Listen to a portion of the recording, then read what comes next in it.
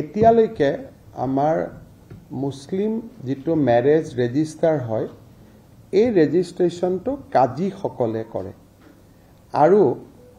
Under the original act to Shariat act of 1935 and followed by the Muslim registration act আছিল তাতে পাৰ্মিছিবল এজৰ তলতো 18 and 20 years এজৰ তলতো মুছলিম marriage could have been registered under the old provision. এটো তেওঁলোকে মাইনৰৰ বিয়াও register কৰাৰ power আছিলে আজি আমি যিখন কেবিনেটত বিল আনিলো সেই বিলখনত আমি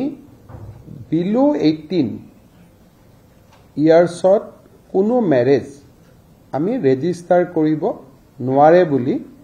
আমি ইয়াত বিলখন আনিছো আৰু এই বিলত যেটো ৰেজিষ্টাৰিং authority instead of kaji it will be the sub register je kajiye biya register nokore it will be registered by the sub register amar jeto sorkari bikhoyai ei biya khon register koribo kintu biya সম্পন্ন কৰাৰ যেটো অধিকাৰ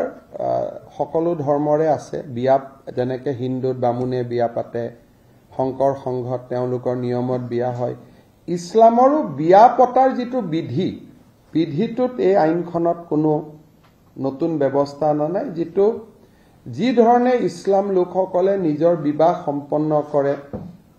ইমাম সকলৰ উপস্থিতিত বা যি ধৰণে কৰে তেনেকৈ কৰিব only restriction is on registration আগত ৰেজিষ্ট্ৰেশ্যনটো কাজিয়ে কৰিছিল এতিয়া ৰেজিষ্ট্ৰেশ্যনটো সাব ৰেজিষ্টাৰে কৰিব আৰু আগতে মাইনৰৰ বিয়াৰ ৰেজিষ্টাৰ হৈছিল এতিয়া মাইনৰ